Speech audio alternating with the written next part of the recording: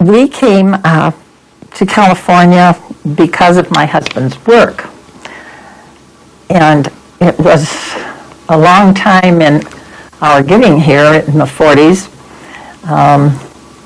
I was never allowed to know what he was working on in Buffalo, New York, but his mother had been quite alarmed one day when some FBI agents came and asked her a lot of questions and asked the neighbors a lot of questions about Jack Russell. So we wondered what was going on. And it was the fact that he was working on the building of the P-59 at the Bell Aircraft Company in Niagara Falls, New York. And the war was on, and they had to be very secretive because they wanted to have the first jet. And so I never knew what he was working on. And he just came home one day and said that he had to go to California. He didn't say where he was going. He said, I have to leave, and I'm not leaving the country, but I have to buy boots that come up to my knees, and I'm supposed to have a rifle. Well, with the war on, it sounded kind of funny, but he said that he couldn't tell us where they were going. So we went down to the train station with the girl that had stood up for us when we were married, and his sister, Doris, and it was my birthday, September 14th, 1942. And they got on the train and left. And we didn't know really where they were going. But after 2 weeks or 3 weeks, I think it was, we got a letter, and it was marked Muroc, California. And that didn't mean a thing to me because I'd never heard of Muroc. I'm not sure it was even on the map at that time. And he just said that they had a project that they were working on, and that's where they would be staying for a while. And I think there was an engineer named Bob Wheelock from Buffalo too, and Jerome Ryan, Jerry Ryan, we called him, was the male secretary. They couldn't have any females on the base. So I did not know any of these people at all. It was after several letters back and forth that Jack wrote to say that a lady named Bernice Ryan would be over to see me someday because we should try and come to California together. The project was not going to end as quickly as they thought, and they hoped they could find a house out here that we could double up and share because the houses were scarce. So it was kind of funny. One afternoon, the doorbell rang in Buffalo, New York, on Hoyt Street, where we lived. And here was this lady with a hat on and gloves, quite dressed up. And she introduced herself and came in and talked to me about getting train tickets to go out. But she said that her husband suggested that we better have a roomette because there were so many GIs and whatnot on that train that we probably should have a roomette. And I thought, oh my goodness, I don't even know this woman and I'm going to be shut up with her for several days. So we've told each other this story many times since because even now in 2002, I still keep in touch with Bernice Ryan. She lives in Grass Valley in Arizona, Green Valley in Arizona. And so we got our tickets to come on the train, and we just had regular Pullman seats, no roomette. And I met a Dorothy Bradford who was coming out to the West Coast because her husband was a Marine, and he was going overseas. And I still write to Dorothy in Chicago, Illinois area, and her husband is deceased. He was not killed in the war. He came back home after he'd been on Iwo Jima and through everything and died of cancer later on. So it was kind of sad. But we met a lot of Mennonite people on the train too that were coming across. And I think they're the ones who wear the little caps on their heads, and the little girls, the ladies all had these hats on tied under here. And at night they'd take them off to sleep, but there was always a white one underneath. We had a lot of conversations with them, and we we just had a great time coming across. I think it was 3 days of 2 nights it took to get here. And we got off in Barstow about late afternoon, and we were to wait there for Jerry Ryan, Bernice's husband, and Jack were to pick us up there. And it was kind of in 1942, there was not much of a station from what I remember, and the desert was very desolate looking to me. And the people we had met on the train came to the back, and you know how the presidents always wave when they're campaigning from the back. Well, they stood on there and waved at us and said, "We think you're just kidding. You don't have husbands at all. You're just coming to California." So we upended our suitcases and just sat on them for a while, and then here came a wooden station wagon with the bell, and I think it had bell markings on the side. And there was Jack and my husband and Jerry, and we got in that station wagon. It seemed to me like the roads were just this way, from Barstow all the way in. And we couldn't go on the base, of course. And we came on into Lancaster, where Jerry and Jack had found a little house on New Grove Street on the west side of 10th. And it was a dirt road and no sidewalks or anything on New Grove, which was really out of town at that time. And so we stayed there, and then in the morning the boys had to take the station wagon back to the base where they lived in a barracks. And when they had arrived in September, because the plane was first without a propeller, they had put a fake propeller on the front, from what I understand, after they'd been there a while. They couldn't have anybody on the base except the military, and the contractors had not finished the barracks the boys were to sleep in, and there were no windows in it.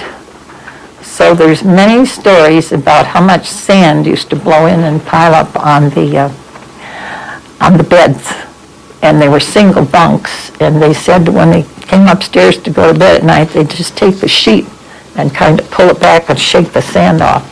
So I think they had people come in before it got too cold and finish up the windows in the barracks. But that's where they stayed, and we had no car.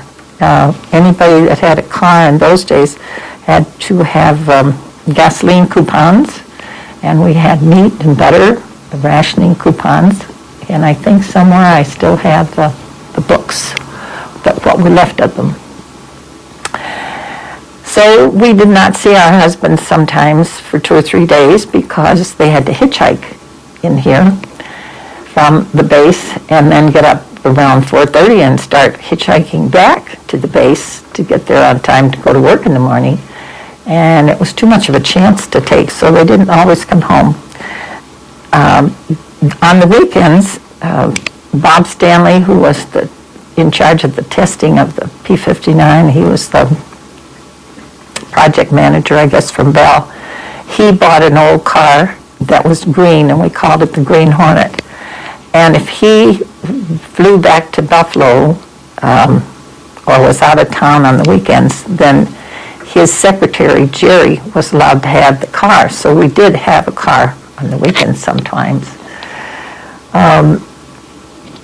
We learned to walk to the stores, which were, the Safeway was way down on Sierra and Lancaster Boulevard, and we had to walk all the way back home and carry our groceries, and it was fine. We were only 21, 22 years old. We had a great time.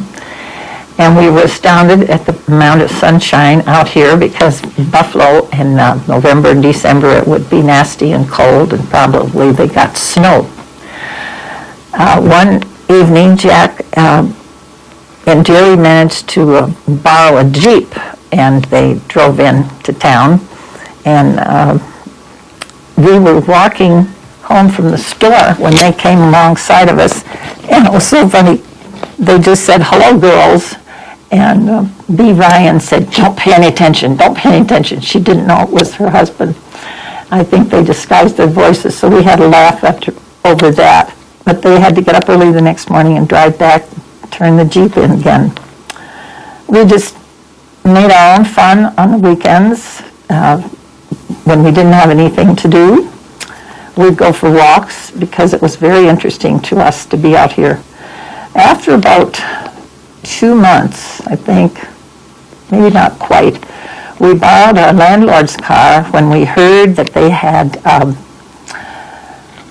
what we heard was a mining town called Burton's Camp, closer to the base by about, what would you say, 12 miles or more.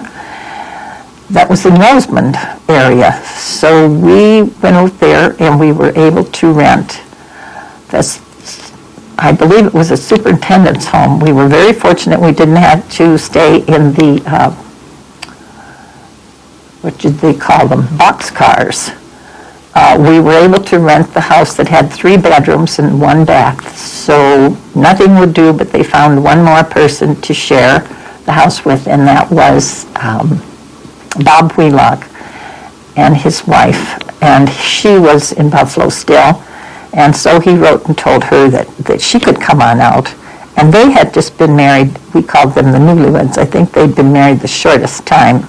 So they came out, and where there was 3 bedrooms and 1 bathroom, which were lots of funny times because the bathroom was off their bedroom and they'd forget to open the door to the back. So we had a lot of fun with that. We were out there in time for Thanksgiving, and we had never shopped for a live turkey, having been brought up in the city. And someone said, well, you just have to go to a turkey ranch and they will kill a turkey for you. So we managed to bum a ride from our landlady. At that time, our landlady was Doreen McNamee and George McNamee Sr. And his dad, Mr. McNamee, lived there and helped us find furniture for the houses, because when the miners left to go take jobs in defense plants in different parts of the country, down in LA and whatnot, they were very sparsely furnished, and they had one, what they called a reefer car. It was just a big box car, and they had odd tables and chairs and things in there, and Mr. McNamee would let us pick out what we wanted. So we got over to get the turkey, and that was quite an experience. They did kill the turkey for us, and then we said, what do we do now? So we had to go home, according to their instructions, and heat water and put it in a big galvanized tub and try and push that turkey down in the water and soak his feathers and then pluck them out. Well, it was a terrible stench, it seemed to me. And we were working on that when the girls got kind of sick. And I could remember standing on, and after we got most of the feathers off, we couldn't get the ones out of the wings. We had to get a pair of pliers and literally stand on his wing to pull those feathers out. I don't know, but we managed to get him cleaned up enough to feel it was perfectly okay to stuff it and roast it for our first Thanksgiving out here. And we took pictures on the porch because we wanted to show everybody back east that we weren't having any snow like they were. And the boys continued to go back and forth to work. At that time, I think someone got a car. Someone else got a car. We had another couple move in next door to another one of the homes named Ruth and Ed Murphy. And then gradually some other wives and husbands came. And pretty soon all the boxcars, it was all Bell people all the way around. I think there were about maybe 10 total.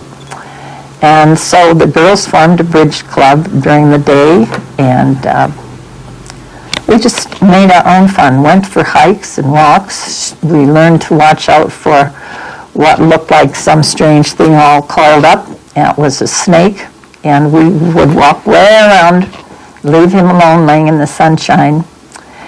And then I think when we had to have a Christmas tree,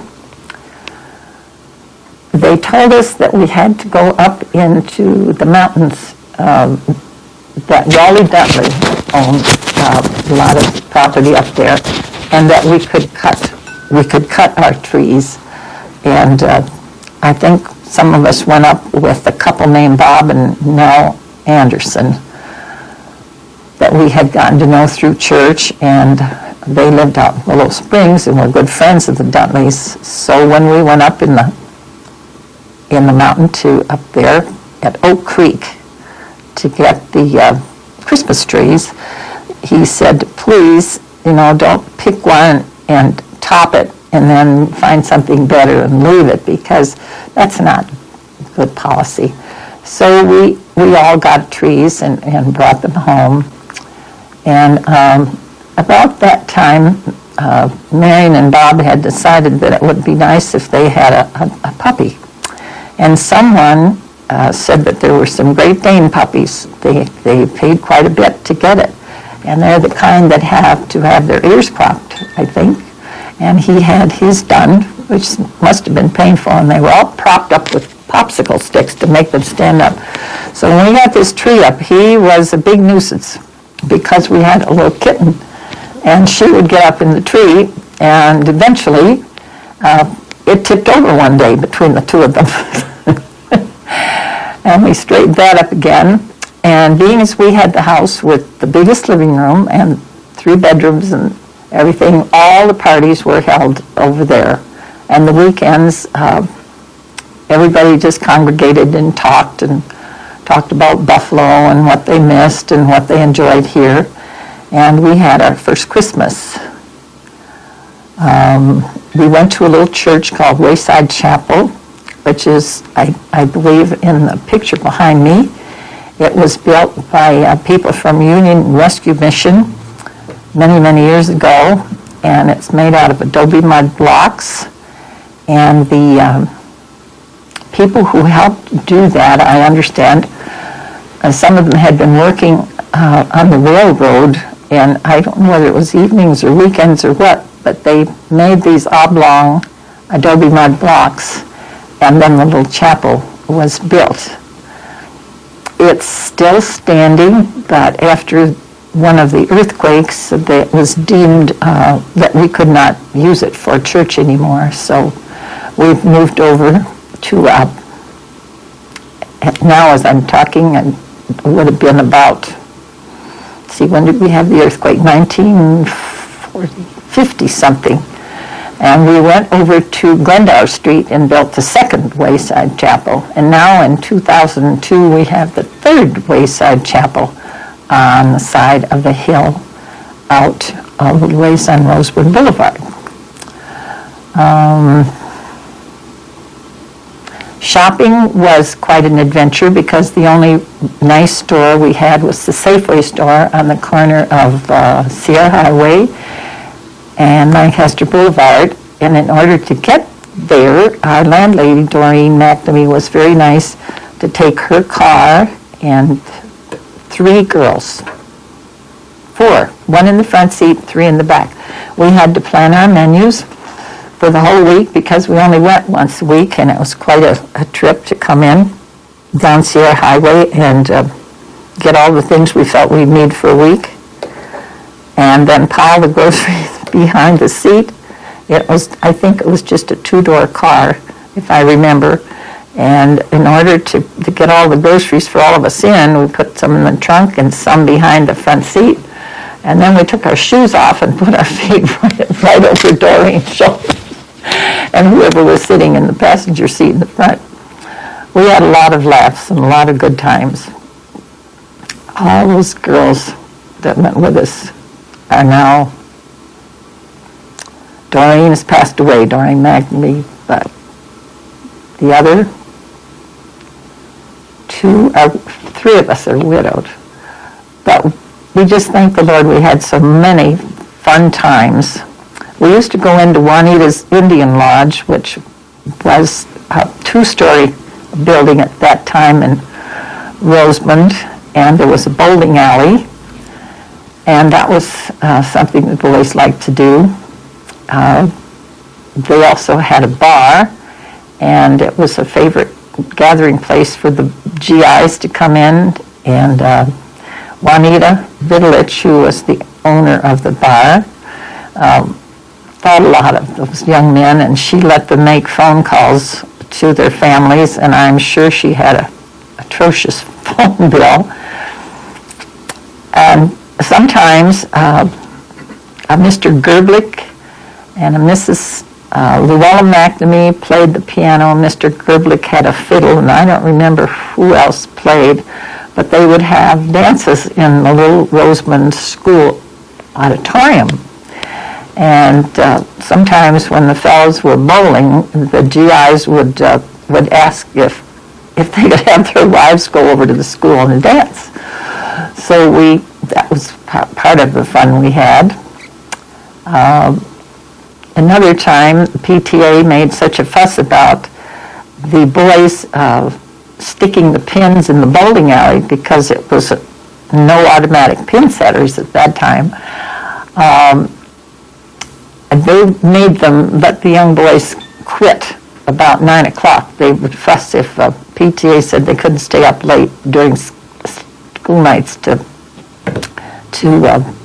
stick the pins. So I remember one time Marion and I think Marion helped me, we took turns, and we had flat irons, anything to put ballast in there, I guess, and we had to pull something to get them to come down, and we put the pins in, and then pulled on it again, and the thing went up, and the pin stayed there. Well, one time when one of the flat irons bounced out and hit me on the foot, that was the end of sticking pins. I said they'd have to find somebody else.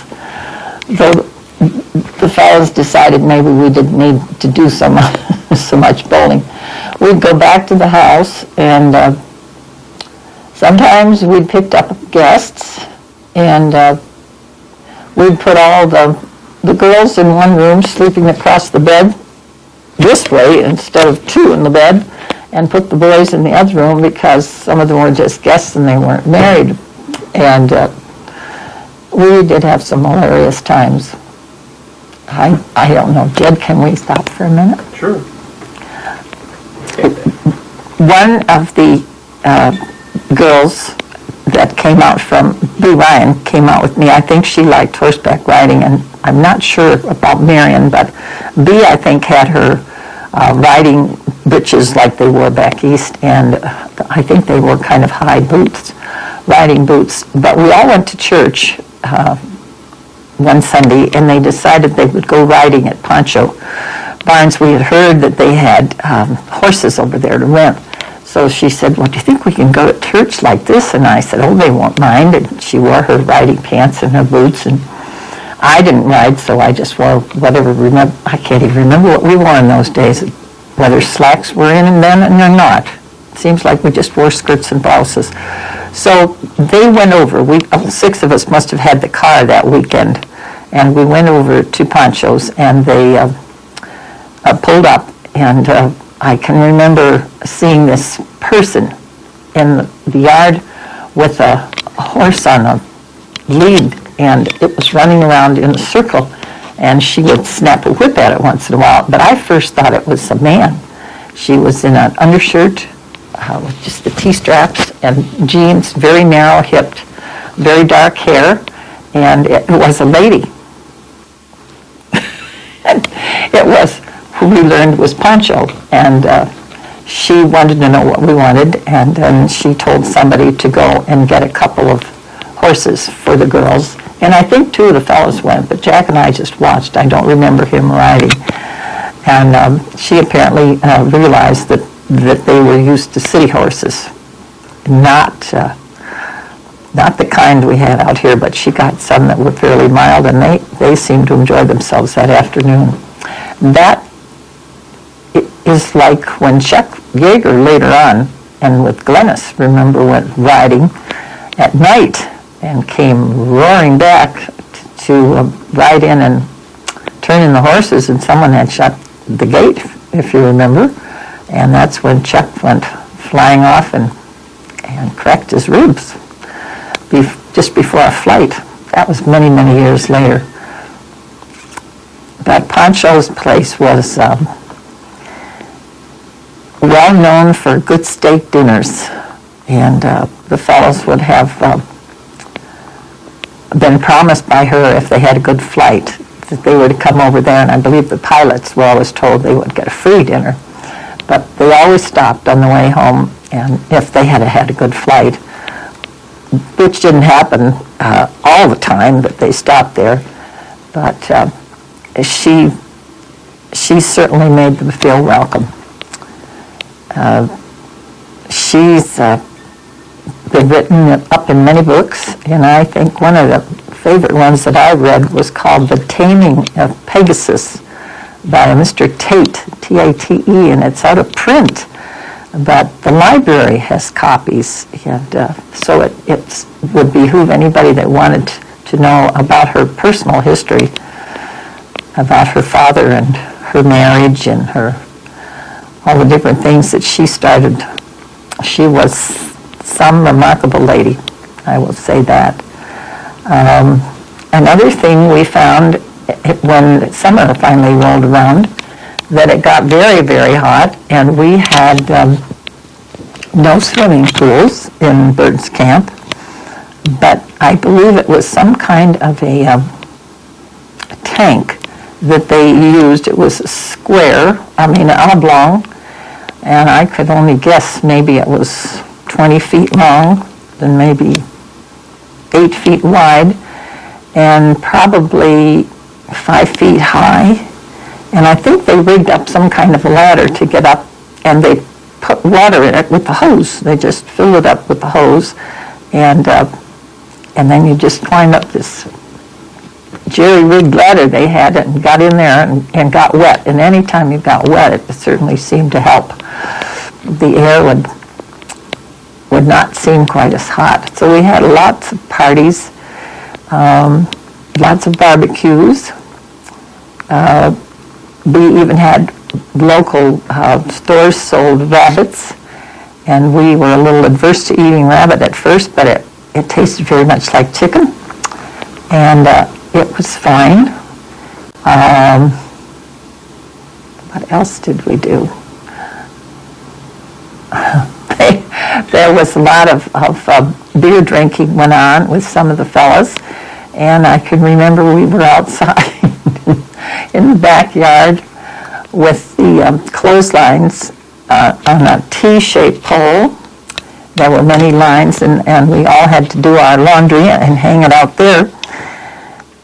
We decided that it would be fun if they poured beer in one end of that T-shaped pole and tilted it a little bit and made somebody drink it out the other end. And I can remember thinking there must be spiders and everything else in there. I wouldn't think that would be very good. Going back to doing the laundry, we only had one laundry tub in the house we were in, and we chose the day we wanted to do laundry, and you put your clothes to soak the night before. And I think we used something called Fells and Nafta soap that was in like a bar, and you had to grate it up and put it in hot water. At least that's what I did. And then the next day you scrubbed out your clothes and on the scrub board and rinsed them, and then we had a pail or some kind of a net thing. We carried them outside and hung them on this clothesline. And then the next day or two, it was somebody else's turn to do the laundry. We all got along fine. Marion and Bernice and I took turns doing house cleaning and cooking. Mornings were funny because I had never met any of the girls before, and when Marion had arrived, after Bea and I had been together probably for a month, each girl wanted to get up and get her own husband's breakfast. So here we stand, the three of us. If we'd been smart, we'd have said, one of you get breakfast for all three of them. But no, each one of us, and we'd only been married a year or so ourselves, so they were out there on this kitchen stove. And there was only 3 burners on it from what I could remember, each one trying to do something. And Jerry Ryan loved to have his coffee the minute he got up, from what I remember. And Bob Wheelock sang White Christmas. at the top of his voice. He was happy-go-lucky. He seemed to sing that all year round in the mornings. And Jack was kind of quiet. Jack, I don't remember him doing that, singing or anything. And he was very easy to have breakfast for, just cereal and toast and coffee, maybe orange juice. And then they'd pile into this car, and there would be maybe 5 or 6 of them all together because we were still on rations with gasoline. We had another couple in one of the boxcars called Marjorie and Lee Parker. And I can't remember some of the others. I think there was a Cass and Millie Fernal, and Ruth and Ed Murphy. And at night we had horrible howlings going on because the coyotes would come in. And there were horses stabled down at the end in a corral. And we didn't know whether they were after them or what, but you could hear them nickering, and then the coyotes would howl. And I remember one night we heard shotgun shots go off, and we found out in the morning that it was Ed Murphy next door who got tired of hearing the coyotes howl, and he tried to chase them off by firing the gun, and he really did. They left then. We were right at the foot of what is now called Tropical Mine, a tropical village, but it was the Burton brothers that owned it. We learned later that some of the girls, the Burton girls, decided that wasn't a very fancy name, so instead of Burton's Camp, it was changed to Tropical. The Burtons were a wonderful family. Doreen had been a Burton before she married George Magdalene, and I think Cecil Burton was there, senior, and then there's a Cecil Jr., and I can't remember the other one's name. But we were fascinated with what they called the glory hole up on the side of the mountain, where they had open pit, and they had taken out thousands and thousands of dollars worth of gold out of this open pit. I'm trying to remember all this, because it's now 2002, and this was a long time ago, about 60 years, right? So I may have some of these facts wrong, but we used to go up there and hike on Saturdays. And you'd find a pickaxe and a handle and a broken thing laying there, and someone apparently had started digging. And we even found a mattress one time, and I guess there were just people that had gone up and tried to find something on their own, and maybe just slept out in the open.